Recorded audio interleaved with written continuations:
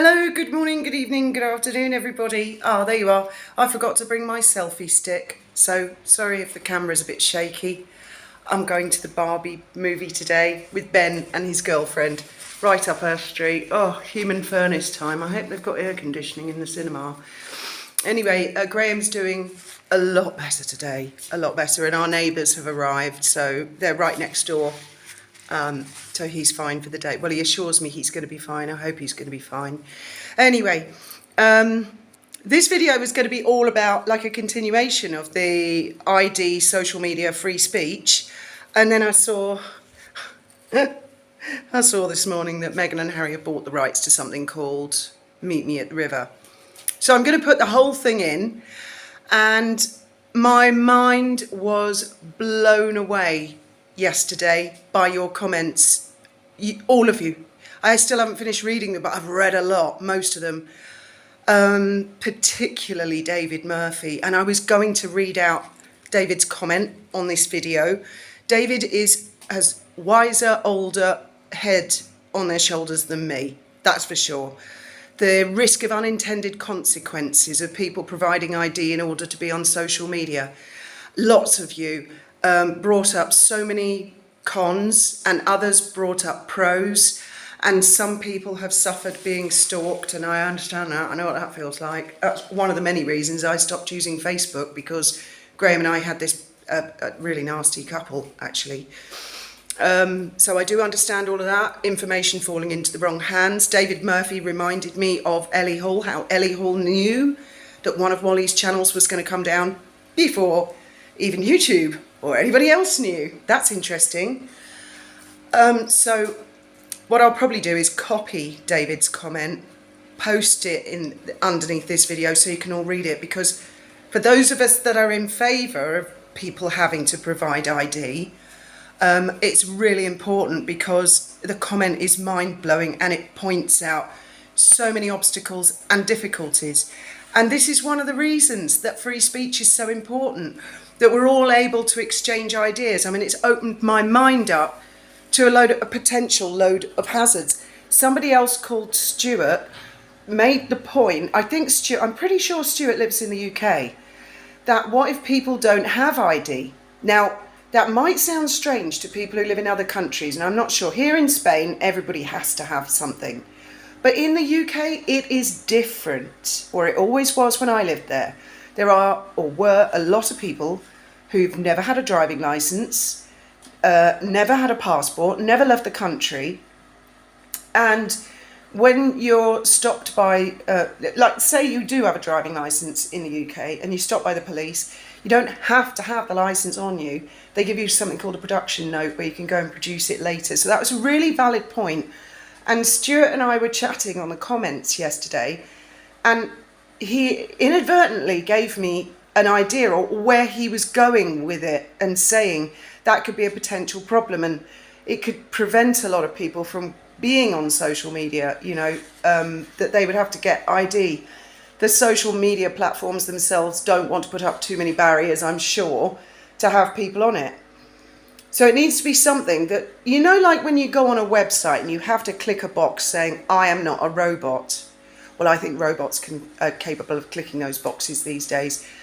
I was thinking, then what about not giving your your real name and your real ID or any ID to the social media platform, but what about just either a photograph or a 4-second video of a person's face?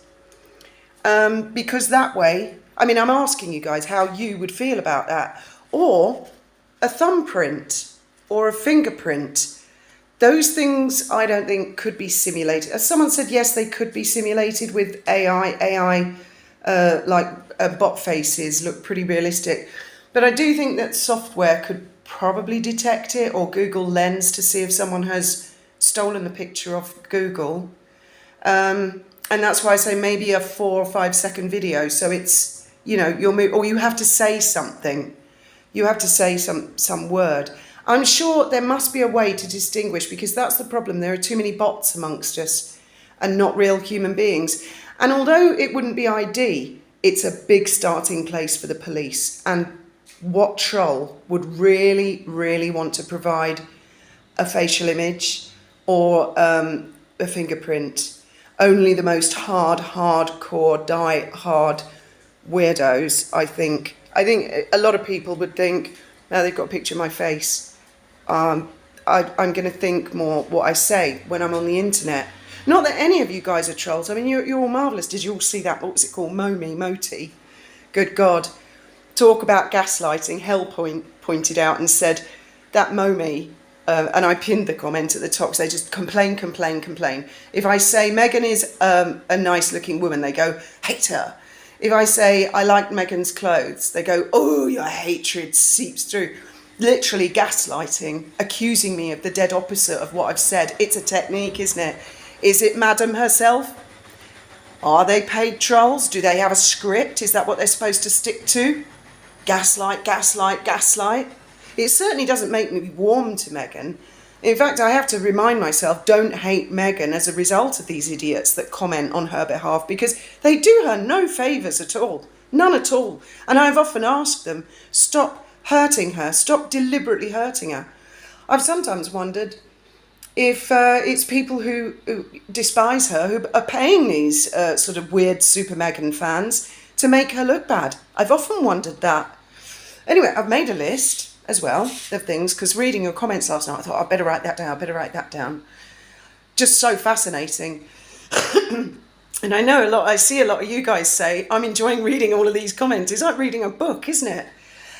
My fear of CCTV. Let's go there first.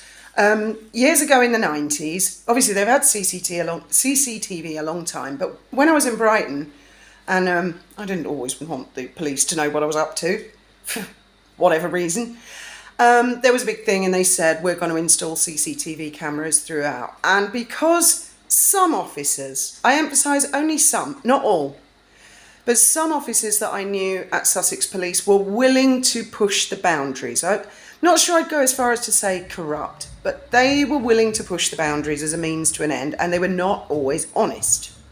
And I felt, and so did a lot of my compatriots, oh great, CCTV, this is going to be a nightmare. Not from like a breaking the law point of view, but we just thought, good God, what will they do with that in their hands? What will they do? But actually, we were pleasantly surprised and shocked. It turned out that with all the CCTV, an awful lot of my compatriots who would normally have been accused of stuff or set up by certain officers, the officers themselves got caught. And things changed a lot. In fact, there was one custody sergeant, apparently, at Brighton Police Station. I never knew this. And I think I knew this. Well, I must have known this guy. I was in and out there all the time. Apparently, he'd been raping female prisoners for years. I hasten to add, he never came to my cell. I don't know how to take that. But anyway, I mean, it's not a laughing matter, is it? I knew all of them, and I thought, well, which one was that? Well, I never. And a lawful lot of people who'd been up to a lot of cheekiness for a long time got caught, and things did get cleaned up. And also, I love these days that the police wear body cams and they have the dash cam. My friend Thomas, he went to make a phone call at a payphone once, and there was a guy inside, and he said, he came back to me and he said, oh my God, I thought I nearly got arrested for murder, because there'd been a murder in Brighton, and the police had been doing door-to-door canvassing in the area. We had an office, and he'd gone out to use the payphone, and when this guy just burst out the telephone box, Thomas said he was absolutely beading with sweat and really panicking, and he left the phone receiver hanging. So Thomas picked up the phone receiver and tried breaking the line, and it was the police. So it was an open line, he couldn't break it. And they said, have you just confessed to the murder of this person? And he went, what? No. Why? And then a load of police cars all skidded up, surrounded the phone box, and they got Thomas out of the phone box, handcuffed him, and he was like, oh my God, I only wanted to make a phone call. And one of the officers said, I'm just going to watch back on the dash cam. And he said, it's not him. As we were driving up, we could see it was another guy who ran out, and this guy's just innocently gone in and picked the receiver up, and they let Thomas go. But they asked him if he'd make a statement about this fella and what he looked like. But he said, whoa, and he was dead against the CCTV and the cameras, and so was I, and lots of things like that happened. So, yes, maybe the information would fall into the wrong hands, but then again, maybe it would cure the problem. David Murphy makes the point about the Canadian truck drivers and the bank accounts, and Nigel Farage, of course, and also that you'd have to get other countries, Russia, would they play by the rules? Well, it would be, these social media companies largely based in the Republic of Ireland in Europe or America, and I think each continent tends to have their own social media. Like during the virus, didn't the Chinese have a particular type of social media, which I don't think we do, or do we? So for those companies based in those countries, they could just say you're not getting access to it unless. So it's like a rule wherever somebody's based. And David Murphy also made the point that in some countries people are persecuted for their religion or political beliefs, and that could be used by an enemy state. If the enemy state were to have access to the Google hard drive, which I'm thinking not, because they're based in America. Well, there's videos all over the place. My mind's blowing with ideas because of all you guys. So that was my big thing about my fear of CCTV. And it turned out that CCTV was one of the best things that ever happened to society. And yet at school we'd done the Big Brother 1984 and stuff, where the author had predicted there would be CCTV and it would be used against citizens, and I don't feel it is. I've seen a lot of people have their names cleared. Right, another important one. I think social media companies should have to be governed with some sort of license, because Christopher Boozy has set up Spoutable, and one of you said you tried to sign up to it and went, whoa, he wants all my information. This is dangerous, so please don't do that, guys. Don't ever if a social media... this is my idea for the future, but it's not obligatory at the moment, and especially with these little social media type things like Spoutable. Who the hell is controlling that? Well, Christopher Boozy. So that is a very dangerous thing. I think it would only have to be big, trusted platforms such as Google and YouTube. And actually, with YouTube, not so much, because I think of all the platforms, YouTube is the best community. You really don't get a lot of this. And it's because people are looking for entertainment. I'm on it, I'm looking for music, I'm looking for films. If I don't like it, I just skip past it until I find one I like. And then I want to boost the author or the creator and say, that was brilliant, I bloody loved that. And that's a lot what's on YouTube. Facebook's a whole other ball game, because people have to, it's their friends, their family, people know their identity. This really applies to things, faceless things like the micro blog, Twitter, X. And I know Elon is charging people, but I think on Twitter, he should say, you've got to provide your real identity. I know he's limited how many accounts people can have now, so he's obviously on it, And Elon is like me, we are dead against extra legislation. Legislation, unintended consequences, except on this matter. I think Elon and I are singing from the same hymn sheet, and a lot of you are, that unfortunately that is a necessary thing. So yeah, I think it's really the Twitter thing. And also, this subject isn't about me and Graham. Graham and I are just fine. We're not really bothered or fazed by trolls. It's more that I see other people, like Wally and Trevi, battered, and a lot of you. And also, I don't like that celebrities and politicians, etc., can buy bots and just so easily manipulate and hurt people. I just don't like that. That's really, really bad. Right, what else have I got? I've got a lot on my list, so this one's going to be a longer video. I have put there, giving ID would in effect protect free speech, which I do believe, because, yeah, you could be criticised, penalised for your political beliefs, but if everybody's giving their ID, if it's everybody, then I think there comes a point, and also a mechanism where the social media platform would have to give good reason as to why, like Nigel Farage has been given the reason, and that bank has been heavily criticised. I think that's a different ball game, because at the moment we're shooting in the dark. I mean, these social media platforms, they don't have to give anybody a reason for anything, do they? And I think what's happened with maybe corrupt employees at YouTube, I'm thinking like when a YouTuber uploads a video and they have some sort of restriction on it, you can appeal for a human reviewer. Well, to employ that many human reviewers, that's very difficult for YouTube. So I think what they do is they have people who work from home who do it. And I think it's that type of employee. And as I said a while ago, their magical powers have been distinctly more limited in recent times. And I don't think that level of employee would ever have access to higher up data. In fact, Trevor spoke face to face to a YouTube employee, and she was quite high up, and she said to him even she did not have access to see the back of Trevor's studio. So when you get to the people much higher up, are they going to risk their job? Because it will be their login details, it will be obvious it's them, as opposed to maybe the odd sugar or super fan doing a bit of homework for Google and YouTube, doing a video review. Because a video review, it depends on the human reviewer, they're all different. So I think that's where that's happened. Aside from that, I personally haven't had any data breaches. There is a bit of weirdness on my channel. Some people have said that they comment 3 times that their comment doesn't show.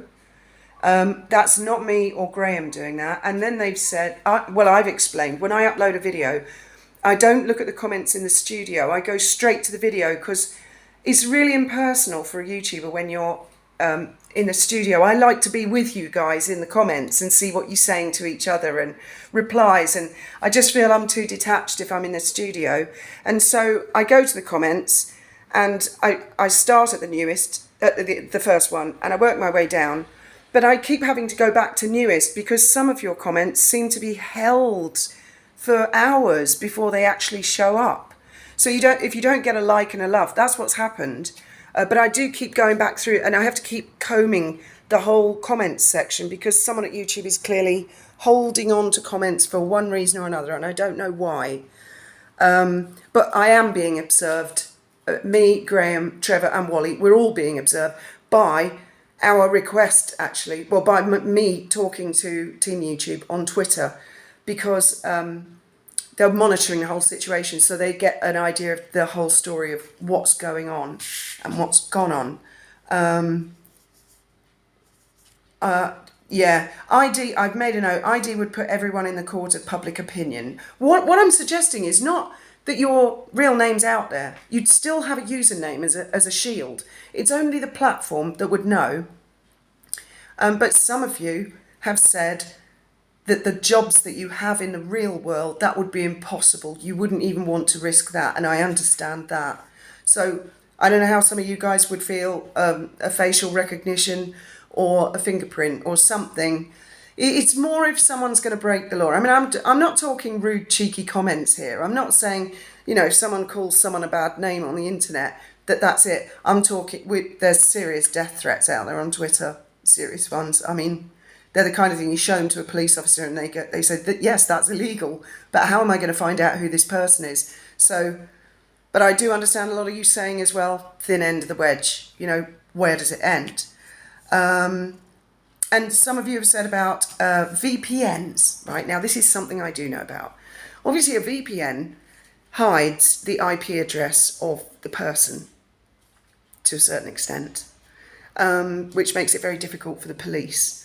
However, there is a way that the police can discover. Now, when you have an IP address, you all know internet protocol, the person could be using an open source network, like Wi-Fi in a marina, for example, or a school, or a cafe, or a shop.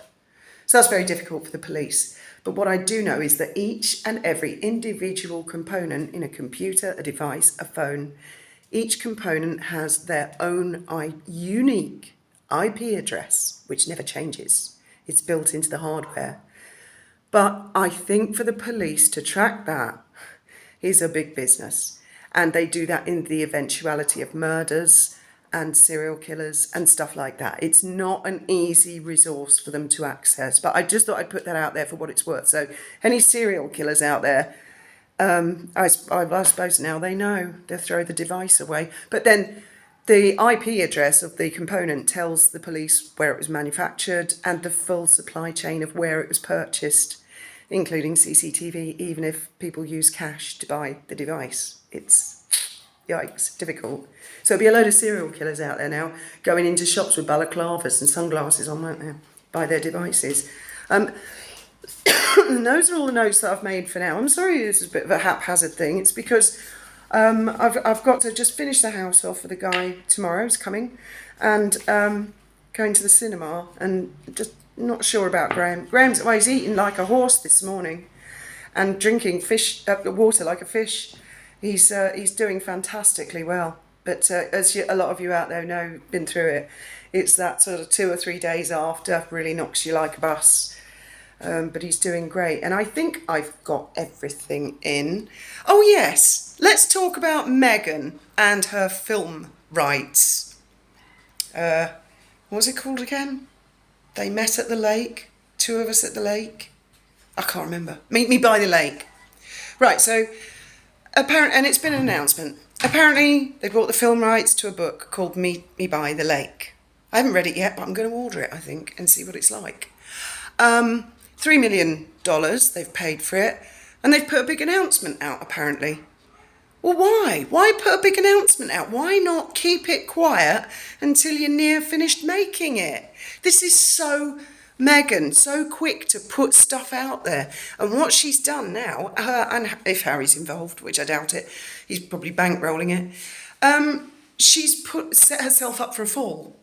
Because a lot of the time, and very, very rarely, the movie is better than the book. Normally the book is better than the movie. So now she's got to make a stonking, award-winning movie, and she's only just bought the film rights. There's a strike on, she's got to hire actors, unless she and Harry are going to be the starring role. Oh, I really hope so, in a way. It might be worth every penny. Anyway, I don't think they realise the expense, the risks, the insurance. I mean, they only need to have a look at Alec Baldwin. My goodness. Not that I'm suggesting anything like that would happen, but apparently one of the parents dies in a car crash. That would involve stunts, wouldn't it? You know, do they have any experience in making Hollywood movies? Is this just literally something put out there because she wants all the A-listers begging her, oh, can I have a starring role? Oh, Meghan. Maybe it's that. But I mean, why announce it and set herself up for such a big fall? Years ago, well, some of you may have heard of her, definitely in the UK, but I don't know about the rest of the world, don't know how famous she is, that we had a singer called Billie Piper, pop singer, and a lot of people would like take the mickey out of her and say, oh, silly girl and stuff. And then she got she's also an actress, she got a starring role in Doctor Who. And me included, I just thought, rolled my eyes, Billie Piper in Doctor Who. But she was magnificent. I mean, award-winning. And she's gone on to do so much, and she is a brilliant actress. But she didn't go out there in the first place, because honestly, people were ribbing her a lot. She didn't go, I'm going to be in Doctor Who. She didn't set herself up for a fall. She waited until the series had been made, the revival. And then she went on interviews to promote Doctor Who and to explain, you know, I'm going to be in it. And I mean, I was one of the ones who thought this is going to be ghastly. I don't know if I can watch. And I was so pleasantly surprised. Her and Chris Eccleston and David Tennant. Just brilliant. Why can't Meghan be more like that? Keep your mouth shut, Meghan, until you've actually got something you've done that you can show us. Stop being an empty vessel, which we all know make the most noise. I'm sure I'll have further thoughts on Meghan's production company, and I will order the book and I will read it. It's only 300 pages and apparently the words are quite big. So I should be able to cope with that. Anyway, that's enough from me. Rabbit. Over to you guys. Can't wait to hear what you've got to say. Bear with me. It takes me a while to get through the comments, but they're worth their weight in gold. Thank you very much for listening.